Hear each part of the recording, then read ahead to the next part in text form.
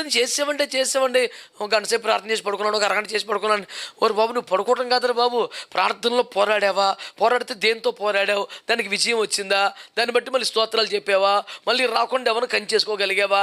మరి ఏమీ లేదు.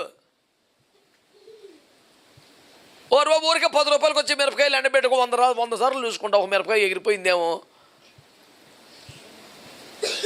ఊరి నుంచి ఎండు చేపలు కూడా వాళ్ళు కాపలా పెడతావు. ఈ పాపం మళ్ళీ నాకు రాకూడదు, ఈ ఆశ నాకు రాకూడదు, ఈ బలహీనత నాకు రాకూడదు. దేవుని కృపలో రక్తము కరుణంతగా పోరాడి జయం పొందుకున్నాను, ఇక మళ్ళీ ఓడిపోకూడదని కసి, లేకపోతే ఎట్ట బతుకుతావు నువ్వు? ఓ పోరాటం ఉండదు, జయ జీవితం ఉండదు, పరిశుద్ధులకు వచ్చే తాపత్రయం ఉండదు. పరలోకము నా దేశము ఎవడికి?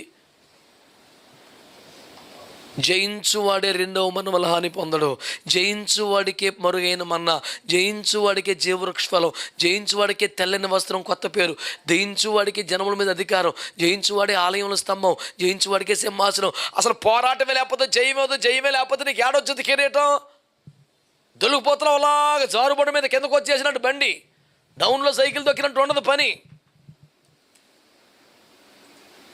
ఆకాశ మహాకాశాల దగ్గర మేఘాల మీద మధ్య ఆకాశానికి వెళ్ళిపోవాలి మనం. ప్రార్థన జీవితంలో, సమర్పణలో, పరిశుద్ధంలో, పోరాటంలో ఒక్క మెట్టు ఎక్కలేకపోతున్నావు. మేఘం ఎక్కుతావు నువ్వు. టైంపాస్కి ఇచ్చేంటి చేయబాకు. నువ్వు పోరాడాల్సింది వాళ్ళతో వీళ్ళతో కాదు, పాపంతో పోరాడాలి.